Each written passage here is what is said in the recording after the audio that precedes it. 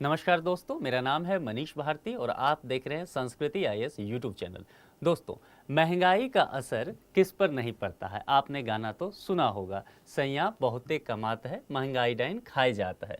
तो महंगाई के इस असर को रोकने के लिए सरकारें विभिन्न तरह का प्रावधान करते रहती है। उसी में आज का जो हमारा टॉपिक है दरअसल उसी का एक हिस्सा है। और क्या हुआ, डियरनेस अलाउंसेस शब्द जैसा आप देख रहे होंगे या नाम देख रहे होंगे तो आपको लग रहा होगा कि एक प्यारा सा अलाउंस है। इस पर हम बात करेंगे। दरअसल यह महंगाई भत्ता है। महंगाई से राहत देने के लिए सरकारें इस कदम को उठाती हैं। उससे पहले हम ये समझ लें जरा कि इसकी शुरुआत कहाँ से हुई। दरअसल देखिए, जब द्वितीय विश्व युद्ध चल रहा था उस वक्त महंगाई चरम पर थी, इन्फ्लेशन काफ़ी बढ़ गया था। तो गवर्नमेंट ने क्या किया, अपने एम्प्लॉय को उस इन्फ्लेशन से राहत देने के लिए थोड़े से अलाउंस दिए। और उस वक्त जो अलाउंस दिया गया था वो फूड पे दिया गया था, क्योंकि फूड प्राइस काफ़ी बढ़ गया था वार के वजह से। तो उस वक्त इसे फूड अलाउंस कहा गया था। फूड प्राइस को थोड़ा सा बढ़ा करके जो हो गया था, तो इस तरह से अलाउंस दिया गया कि फूड पे कि ताकि जो प्राइस बढ़ा है उसका समायोजन हो जाए, थोड़े पैसे एम्प्लॉय को अधिक मिल जाए। तो इस तरह से यह कॉन्सेप्ट में आता गया, मैच करने के लिए किया गया था। बाद में इसे क्या कर दिया गया, वर्ल्ड वार खत्म होने के बाद भी इसे रेगुलेट कर दिया गया, रेगुलर इसे अपना लिया सरकार ने। देखा कि इसकी ज़रूरत थी कर्मचारियों को, इस नियम को रख लिया गया। अगर मैं भारत की बात करूं तो भारत में इसकी शुरुआत जो है 1972 ईस्वी से हुई और मुंबई से। फिर उसके बाद धीरे धीरे आगे चलते हुए केंद्र सरकार ने भी इसे अपना लिया। तो अब देखते हैं कि यह मुद्दा है क्या। देखिए, समय समय पर आप देख रहे हैं कि जो मार्केट की जो रफ्तार है उसके आधार पर महंगाई बढ़ते रहती है, इन्फ्लेशन बढ़ता है। इन्फ्लेशन बढ़ने पे क्या होता है कि जो जीवन यापन का जो स्तर है उस पर प्रभाव पड़ता है महंगाई बढ़ जाने से। तो सरकार चाहती है कि हमारे कर्मचारियों को जो कॉस्ट ऑफ लिविंग है वह अधिक ना हो, उससे उसके समायोजन करने के लिए कुछ अलाउंस देती है। तो पूरा खेल यहीं पे है। इसको जरा आप डिटेल से देख लेते हैं, इस टॉपिक को समझ लेते हैं। देखिए, अभी बात की जा रही है कि संभव है केंद्र सरकार अपने एम्प्लॉय को, यानी कि जो केंद्र सरकार की एम्प्लॉय है उनके लिए भी, और जो सार्वजनिक क्षेत्र में जो काम करने वाले उनके एम्प्लॉय हैं उनके लिए भी, और ख़ास करके इसके अलावा कर्मचारी के अलावा वे लोग जिन्हें पेंशन मिलता है, ठीक है, तो उनके लिए महंगाई भत्ता में कुछ वृद्धि करने वाली है। और वृद्धि की अनुमान की जा रही है कि यह 4% बढ़ाया जा सकता है। यदि 4% बढ़ता है तो 38% अभी तक मिल रहा था, ठीक है, और यह 38% से बढ़कर 42% तक बढ़ने की संभावना बताई जा रही है डीए में, ठीक है। अब जरा समझ लेते हैं कि डीए होता क्या है। जैसा कि मैंने पहले ही बताया था कि जीवन यापन समायोजन की लागत है, यानी कॉस्ट ऑफ लिविंग जो बढ़ रहा है उसको समायोजन करने के लिए डीए दिया जाता है।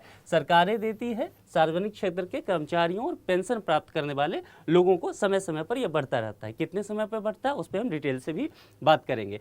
केंद्र सरकार कर्मचारियों के लिए डीए की गणना की सार्वजनिक क्षेत्र के कर्मचारियों की तुलना में अलग अलग इसके नियम है, प्रावधान है, फॉर्मूला है, इस पर भी हम बात कर लेंगे। क्योंकि डीए रहने की लागत पर आधारित है। देखिए, जैसा कि मैंने पहले कहा कि डीए वेतन से, मूल वेतन से जुड़ा हुआ मसला नहीं है। यह क्या है कि इन्फ्लेशन बढ़ रहा है, यानी कि कॉस्ट ऑफ लिविंग बढ़ रही है। तो कॉस्ट ऑफ लिविंग को समायोजित किया जाए ताकि उसका असर एम्प्लॉय के जीवन यापन पर ना पड़े। तो यह क्या है, रहने की लागत है। इसलिए यह वेतन के आधार पर तय नहीं होता है, बल्कि क्या होगा, इन्फ्लेशन के आधार पर तय होगा। और फिर यहाँ एक चीज़ समझ लीजिए कि जैसा मैंने कहा कि कॉस्ट ऑफ लिविंग है, तो कॉस्ट ऑफ लिविंग क्या होगा, शहरी क्षेत्र का कुछ अलग होगा, क्योंकि शहरी क्षेत्र में मान लीजिए रेंट अधिक हो सकता है। अर्ध शहरी क्षेत्र का कुछ अलग नियम प्रावधान होंगे।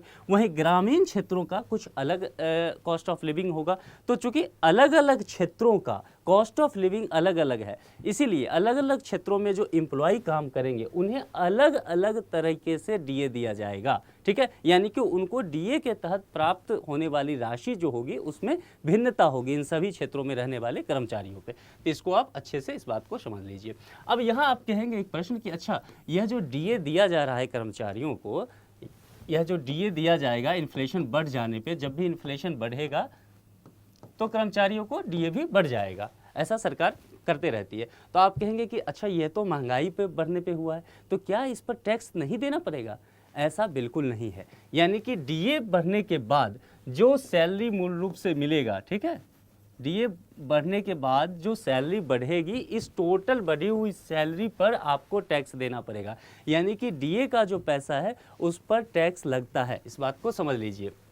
देखिए कर योग्य है, जो वेतन भोगी कर्मचारी हैं उनको देना होगा। साथ ही जब इनकम टैक्स रिटर्न फाइल करेंगे उसमें आपको अपने डीए से संबंधित जो भी टैक्स है उसकी घोषणा करनी पड़ेगी और वह चुकाना भी पड़ेगा। अब डीए के प्रकार कुछ होते हैं, जरा उसको देख लीजिए कि कितने टाइप्स के डीए होते हैं। देखिए, एक होता है परिवर्तनीय महंगाई भत्ता, यानी कि वेरिएबल डियरनेस अलाउंसेज इसको कहते हैं। इसमें क्या होता है कि केंद्र सरकार के कर्मचारियों पर ही लागू होता है। और दूसरा सीपीआई, यानी कि उपभोक्ता मूल्य सूचकांक जो है उसमें बदलाव के आधार पर यह तय होता है और कितने 6 महीने, हर 6 महीने पर इसमें संशोधन किया जाता है, अगर आप वेरिएबल डियरनेस अलाउंसेज की बात करेंगे। दूसरा इसका पड़ता है औद्योगिक महंगाई भत्ता, यानी कि इंडस्ट्रियल की यहाँ बात की जा रही है, इंडस्ट्रियल डियरनेस अलाउंसेज की बात की जा रही है। और यह आईडीए जो है केंद्र सरकार के सार्वजनिक क्षेत्र के जो कर्मचारी हैं, जो पीएसयूज वगैरह में काम करने वाले कर्मचारी हैं, उस पर लागू होता है। और दूसरा यहाँ ध्यान देना है कि यह भी सीपीआई के आधार पर होगा, लेकिन यह कितना होगा, तिमाही में ही संशोधित होगा। तो इस दोनों में अंतर क्या है आपको यहाँ फिर से समझ लीजिए, वीडीए और आईडीए। वीडीए में क्या होगा, केंद्र सरकार के जो कर्मचारी हैं वह इसके तहत आएंगे और यह 6 महीने में संशोधित होगा। और आईडीए जो पड़ता है वह सार्वजनिक क्षेत्र के जो कर्मचारी हैं, पीएसयूज के जो वर्कर हैं, उनके लिए है और यह 3 माह में ही होगा। यहाँ एक चीज़ कॉमन है, वह क्या है, उपभोक्ता मूल्य सूचकांक, ये सीपीआई और यहाँ भी सीपीआई। तो सीपीआई में जब जब बदलाव होगा उसी को आधार बनाया जाएगा इस दोनों में ही, ठीक है, और इसके आधार पर डीए दिया जाएगा। तो डीए की जो पूरी परिकल्पना यही है कि जब जब महंगाई बढ़े तो कर्मचारियों के जीवन स्तर पर उसका अधिक प्रभाव ना पड़े, सरकार उसके समायोजन के लिए कुछ परसेंटेज पैसे बढ़ा देती है वेतन के आधार पे, जो महंगाई का आधार है उसको लेते हुए, ताकि उनका जीवन जो है निरंतर चलता रहे। तो इस वीडियो में इतना ही। Thank you.